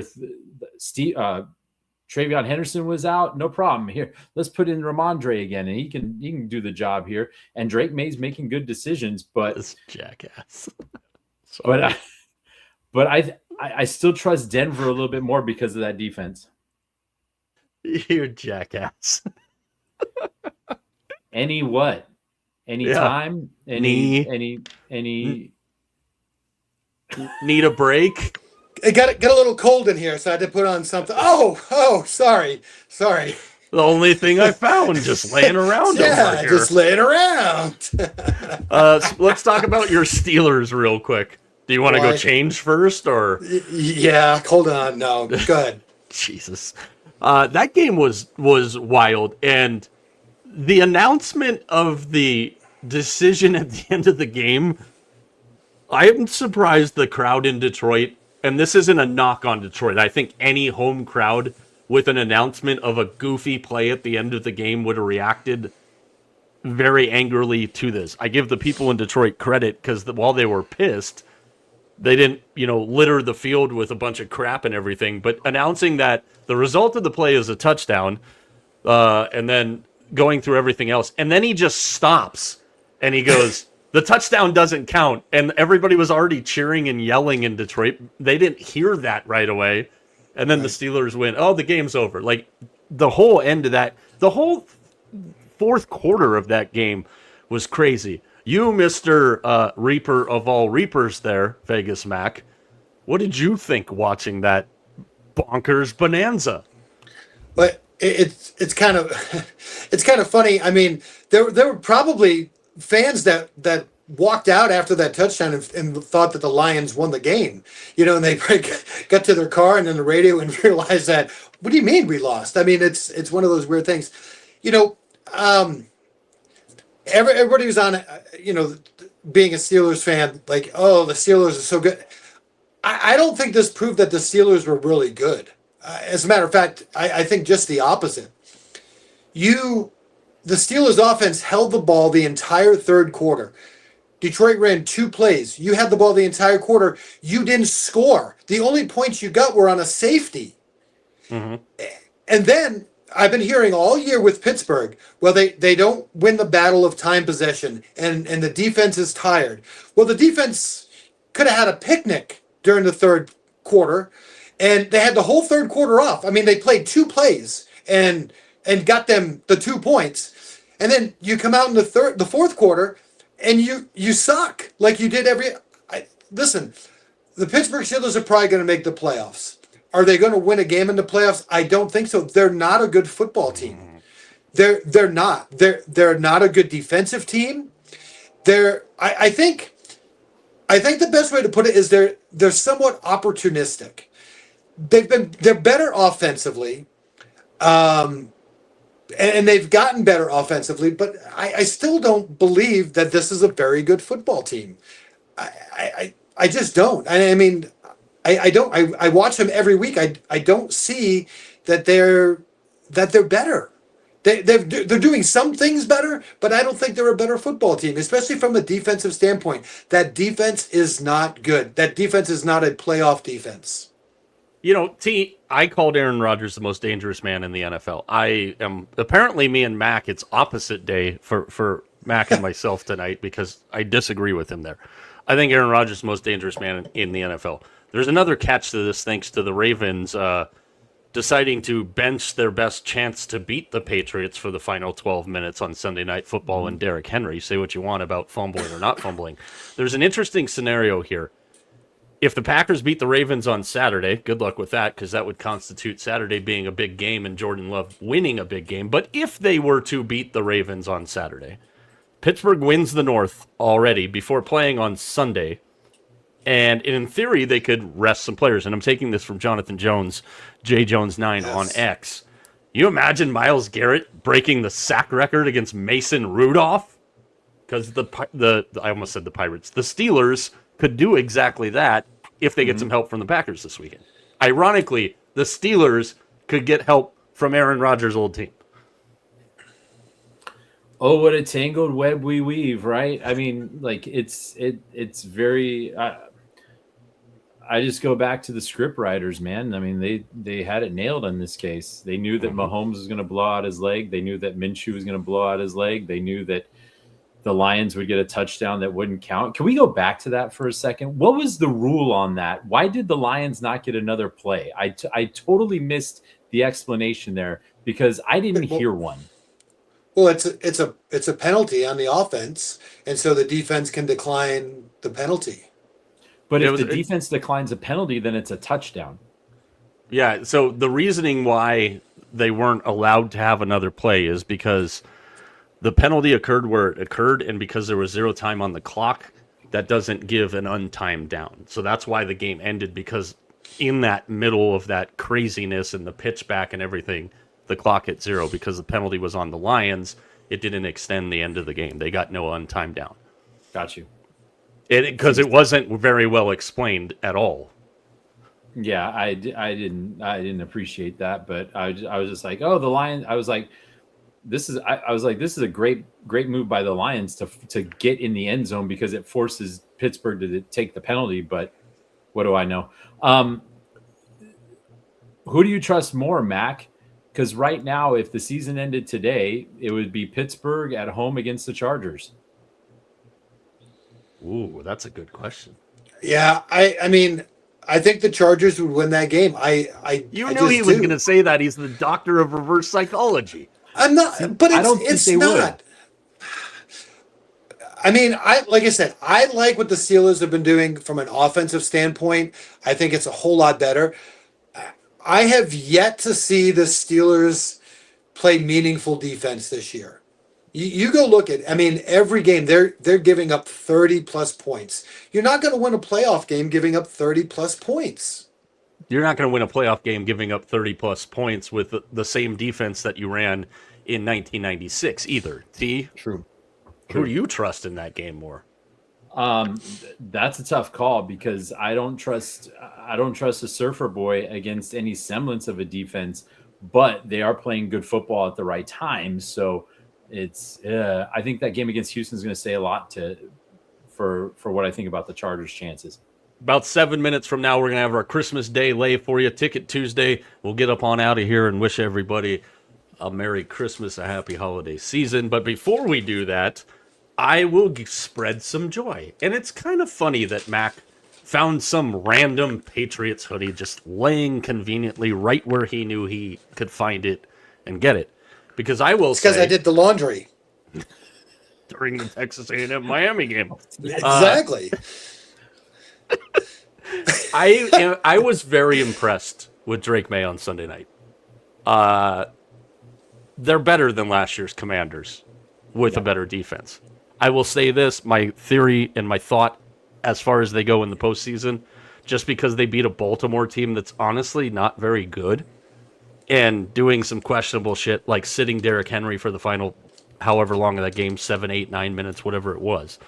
I was very impressed with Drake's poise. And I know that's a counter to my point that young quarterbacks, especially in their first postseason, typically don't do well. I still think that's going to be the case.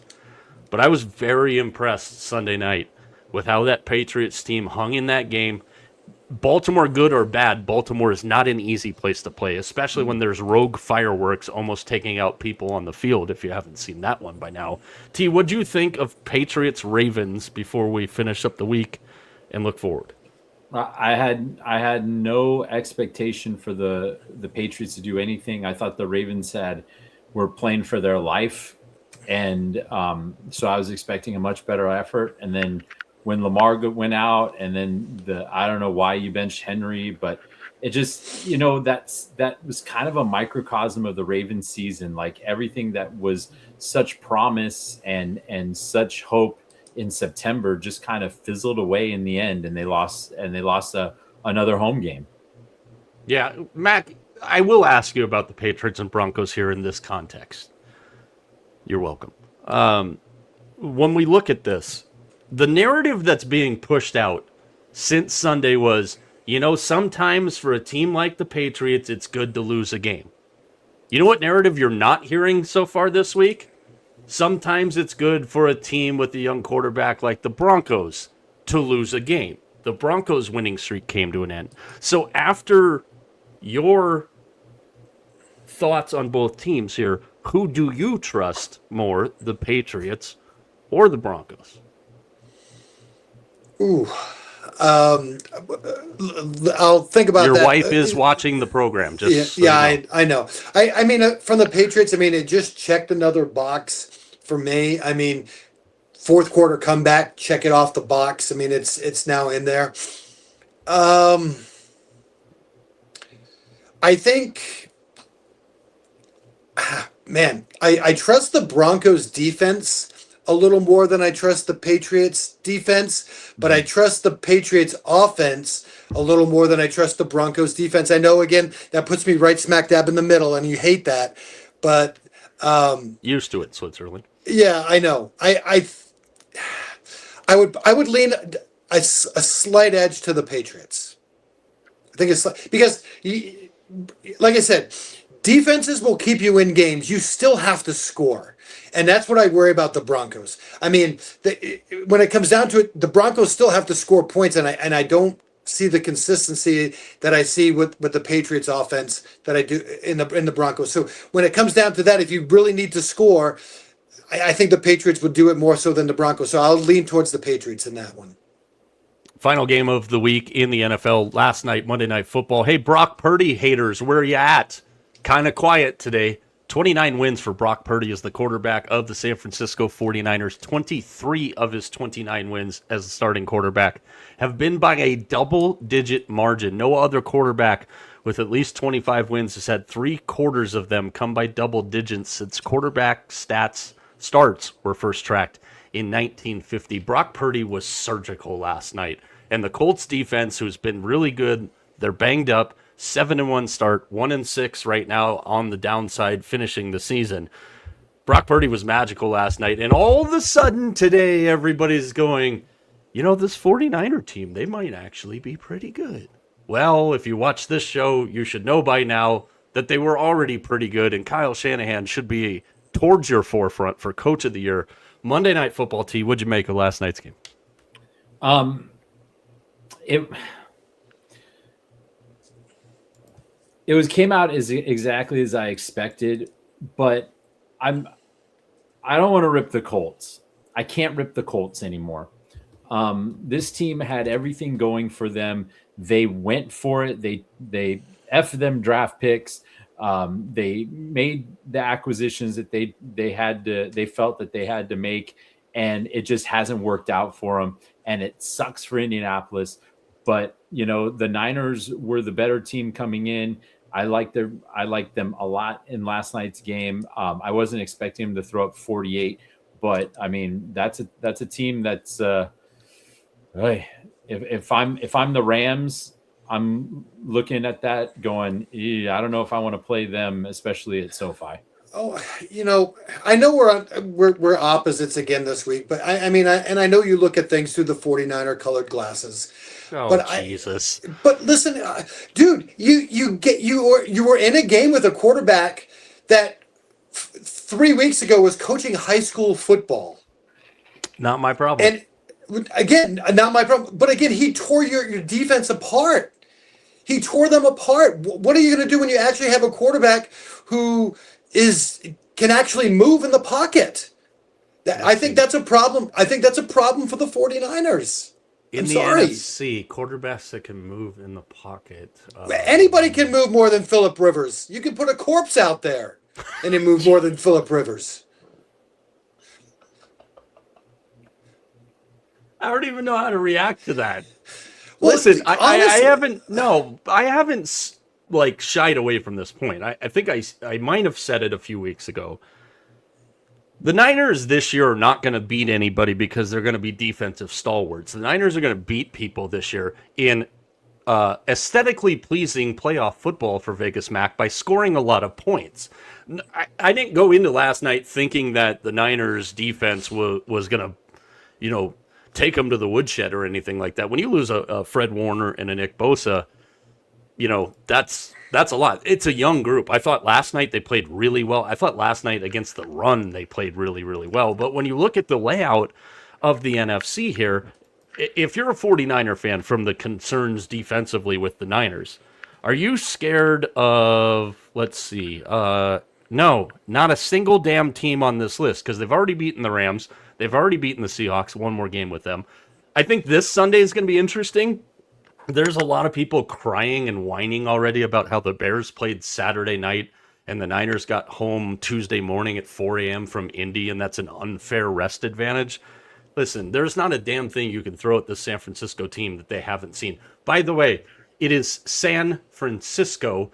It is not hard to say the full term San Francisco. Stop calling them San Fran. But when I look at the quarterbacks, to go back to your point in the NFC, Mac, that they could face in the playoffs, they've already beaten 3 of them.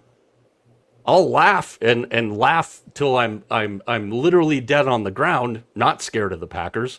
The only team I think is kind of interesting the Niners could play in the postseason that I wouldn't be scared of, Mac, but concerned to see how the game plan would work would be the Bears, because as much as we give Caleb Williams shit, mainly the guy in the middle gives Caleb Williams shit here, he's got more comeback wins than any quarterback in the league this year. So from a mobile quarterback standpoint, I'm not scared of anybody. The Niners defense is not why they would win their 6th Super Bowl this year. Is it concerning? Possibly, but I mean, then again, what are we going to get in the playoffs? We're going to get defensive football, which means Mac's going to be very disappointed in the playoffs because it's not very easy to watch. I'm not scared of it, Decker, to your point. The Niners defense is not going to be their strength, and I think that's a good point that you brought up. So now I get to put it back on you, Mr. Opposite of Me guy. The NFC Super Bowl representative is coming out of the NFC West. Which one of the 3 teams in the NFC West? Mac, then TJ, then Ticket Tuesday, and our Christmas Day lay, and we're up on out of here. Which team out of the NFC West, Mac, represents in the Super Bowl? When did the Bears move to the West? I'm just joking. Oh, jeez. You can't. No, I was on that one No, from the no, beginning I of the know. year. You don't get to jump on now. You just have to help me buy the jersey. Listen, this is the easiest question you've asked me all night, and I'm not even going to worry about it. It's the Rams. Ramley. The Rams. Why so? I don't get why everybody's in love with the Rams. I don't. I'm ramming it. Oh, Jesus. I don't get why everybody's so high on the Rams. Like that the Rams are so much better than everybody else. I'm not saying they're not a good football team. Sean McVay's a great coach. They're a good team. I just don't get why everybody's... Like, I've seen power rankings, and guys, we don't do power rankings. We know that. We've always talked about that. Mac does rankings, but they're not power rankings. I don't see why the Rams are considered, and maybe you can help me open my 49er colored glasses to this, Mac. But why do we consider the Rams hands down the best team in the NFL right now? Well, I don't know that they're the best team. That's why I said that. But I'm not saying you did, but that's kind of what everybody's saying. But I like what they can do from a defensive standpoint. I think they're a solid defensive standpoint. And the thing with Stafford at quarterback, I mean, he's done it before, and that's one of the things that I look for. That he's done it before, and since he's done it before, I think that puts him in a category. If you look at some of these quarterbacks, they haven't won before, and I think that makes a big difference when you get into the playoffs. Fair point. I can see that. T, which one of the teams in the NFC West, because that's what it's going to be, represents? I kind of hope it's the Bears, just because that means you're going to be wearing that jersey every time you're on Mike Arana show airwaves until February. But which team out of the West represents in the Super Bowl? Oh, well, I know who it's not going to be, so that's a good, nice, easy list. But I'm going to go with Seattle. And the only reason I'm going to go with Seattle is because I know you're going to go with the Niners and you're going to go with the Rams. But I think Seattle has, without Warner and Bosa, I think Seattle has the best defense. And the question is, you have an unproven commodity at quarterback. Fair point, I guess. I don't really like you guys very much right now. All right, let's get into the... Sorry, T, we ran out of time for Giants-Raiders. The NFL should have ran out of time for Giants-Raiders and not even played the damn game. Let's get into some closing items here before we take a break for the holidays. We hope all of you guys are. We hope next Tuesday when we come back, it doesn't look like I'm on an LSD trip or my camera is. It's Ticket Tuesday, Mac. Give us some value plays from Mr. Opposite of Me, our favorite penny pitcher. Give us some ticket deals for the next couple of days, week, whatever. Listen, we got to go to a bowl game. We got to at least put one bowl game in here. So Friday night, we're going to go to the Game Above Sports Bowl. That's in Detroit. It'll be the only playoff type game that's going to be in Detroit this year. Anyway, Central Michigan versus Northwestern, $13. Too soon. Sorry. That was, yeah, okay.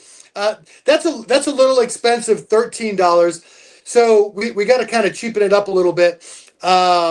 West Coast, how about Saturday night? Cal State Northridge at Stanford, $6. That's not too bad for a West game out there. But listen, we got a couple ones that are better than that. On Sunday, Cal State Fullerton at SMU. We can get into that one for $4, which is really good. And listen, close to my heart, we can go to Conti Forum in Boston, watch the Eagles play Lemoyne. They're number one in the New England Conference. That one would just cost us $5. And then, I have no idea why that happened. I'm sorry. Seriously, I don't. We could almost go to an NFL game for $11. Arizona at Cincinnati, almost an NFL game. Why? I'd rather have you pour Skyline chili on my eyeballs at 10 degrees than watch the Cardinals and the Bengals play. Well, I'll tell you what, we have an alternative. I knew you were going to say that. So Sunday, let's go watch the number two. I did. The number 2 ranked Texas Longhorns women play Southeast Louisiana for $5. Hey, speaking of women's sports, thank you for that, by the way. Again, my apologies for the gong. I wasn't even on top of the gong sound effect.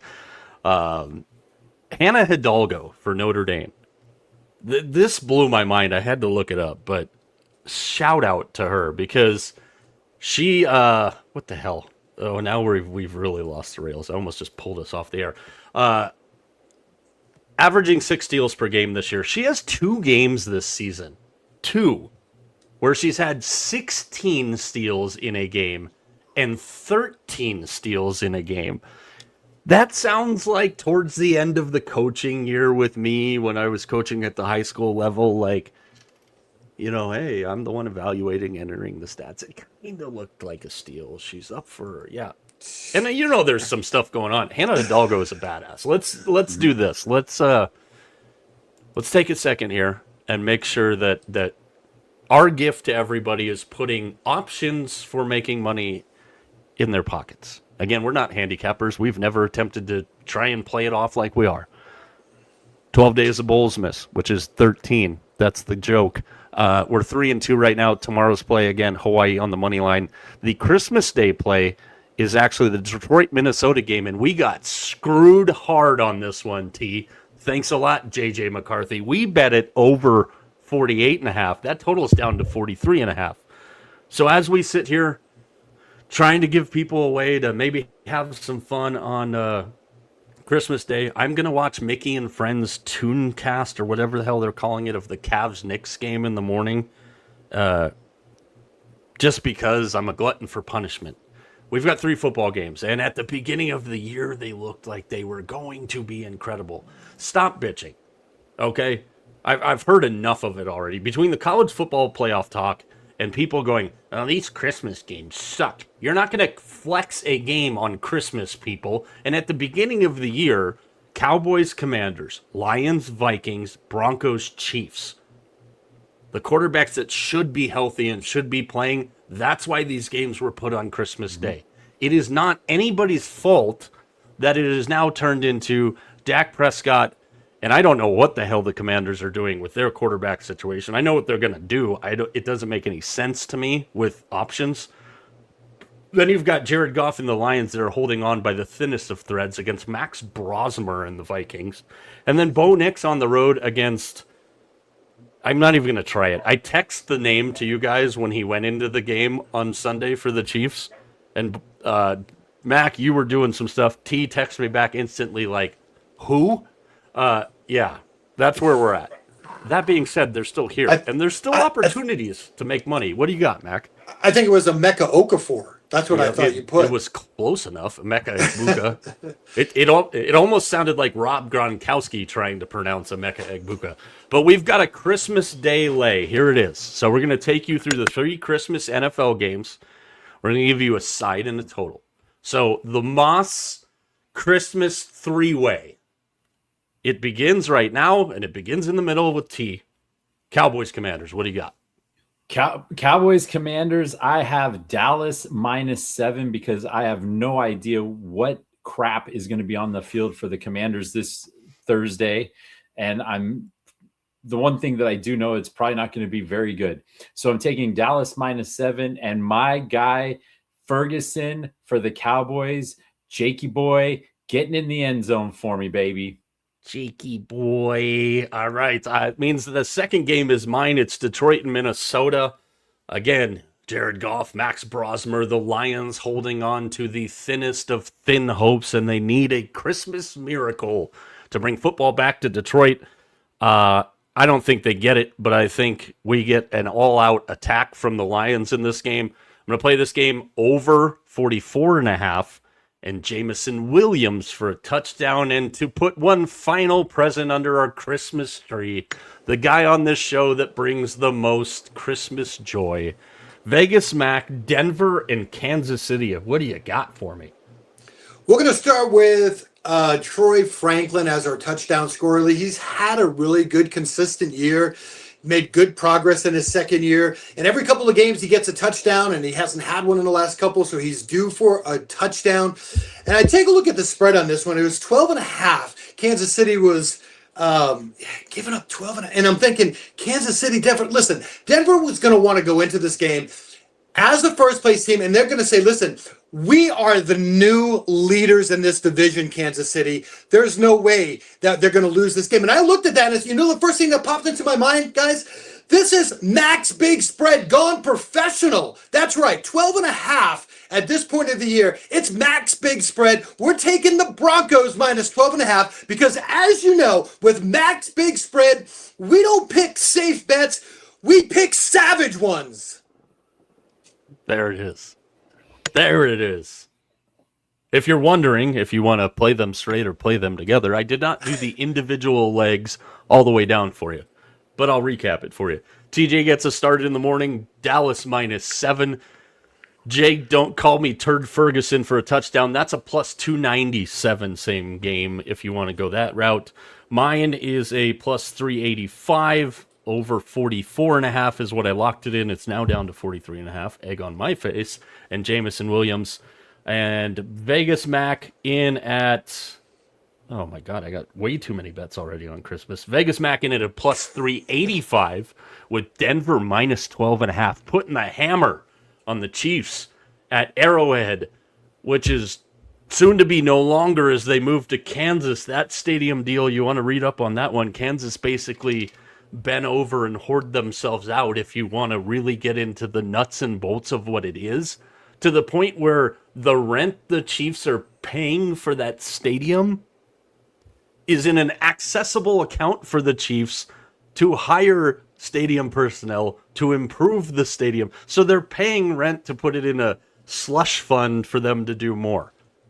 What a weird ass situation. It's going to be a weird next 15 months for TJ's favorite team in the NFL, the Kansas City Chiefs. But if you play it all together, Dallas -7, Ferguson, over 44.5 in the Lions-Vikings game. If you can get it better, get it better. Jamison Williams for a touchdown, Troy Franklin, and the Broncos minus 12.5. If you put them all together and you play it that way, it's a plus 8,031. Plus 80.31 there. A $5 bet makes you about $400. So don't say we didn't tell you. Bet them straight, bet them together. That is up to you. I'll start in the middle, T, as we're closing in on Christmas. We'll be back on next Tuesday to preview the college football playoff quarterfinals, the final week of the NFL season. Any final words from Mr. Black Hat in the middle? Man, I'm hoping that the 49ers can do me a solid this week and take care of this Caleb Williams curse. Well, we got shredded by Grandpa, and we have no defense, and blah, blah, blah, blah, blah, blah. I just said we, too. Jesus. Mac, since you've pissed me off all night, do you have any joyful wishes for the holidays? Safe travels to everybody. Hope you enjoy time with your family and friends.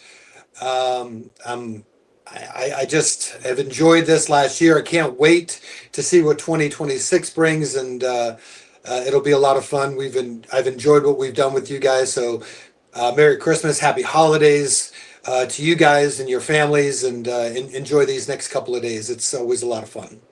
So, joke's on you guys, T. If you would have said the Niners were going to represent the NFC in the Super Bowl, the direct deposit would have been in. Because of the way Mac's been all night, I've already shot the carrier pigeon to take him his. So, seriously, what Mac said, if you're traveling, travel safe. We appreciate all of you. One more show left for us in the year 2025. And then we're not wasting any damn time in 2026. We're going to waste one day of 2026. We'll be on Friday the 2nd after the college football playoffs. So next week, Tuesday, Friday, for the rest of this week, enjoy your time. Enjoy sports. Let's just not bitch about it between now and next Tuesday. That's funny. Sports fans not bitching about anything. But that's why we love it, and that's why we do what we do. Thank you to everybody that's followed us. Give us a Christmas gift, will you? Smash that like, follow, subscribe button. Tell your friends. Come in here and have a good time with us every Tuesday, Wednesday, Thursday, and Friday. For everybody behind the scenes, for my two Christmas elves, I am your fat man. Enjoy the holidays. Merry Christmas to everybody. We'll talk to you next Tuesday. You know the drill. Under the mistletoe.